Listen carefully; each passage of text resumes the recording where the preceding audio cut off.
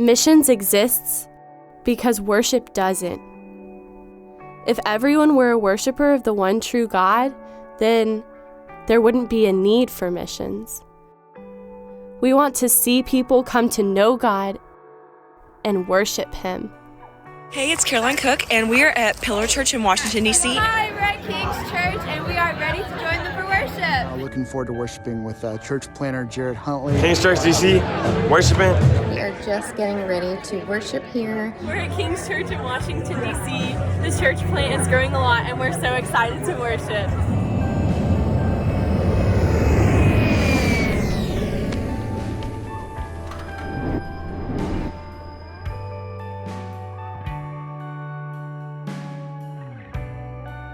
So right here behind me is the Supreme Court, and in the Supreme Court there is Moses holding up the 10 Commandments. And an interesting thing that someone shared was that if you were to go in and just go on a tour, instead of saying, this is Moses holding up the 10 Commandments, they would immediately say, oh no, this is someone just holding the Bill of Rights. You know, from looking at the news of what DC is, I was very convinced that there's just no religion at all. However, being here and talking to these people, you just see the fingerprints of God. We have people who are committed and who are willing to show those biblical teachings again, and it's just so amazing to see how many people are devoted into bringing DC to the light of Christ.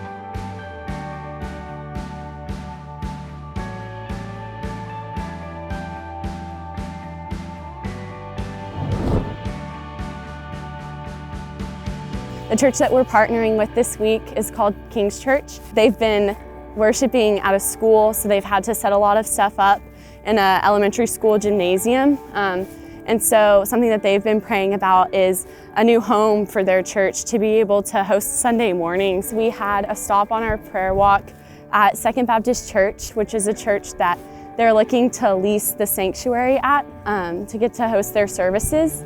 And they were actually having discussions about what the deal would be between King's Church and Second Baptist Church. So just to get to pray at the exact time that they were having those discussions was really powerful.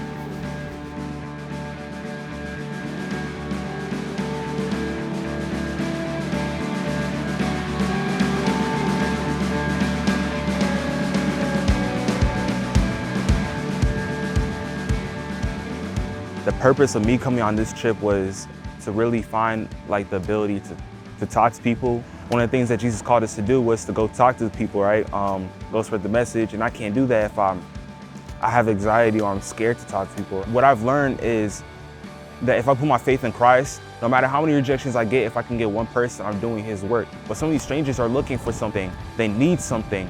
And now I feel like if I look for that right person, if I look in the right places, God puts those people in the places. I just have to find them. I had the opportunity to pray for this one woman, and I asked her if I could pray for her. And she was really receptive and really open to the idea of me praying for her. And that really showed me God's face, kind of. That was a God moment to me.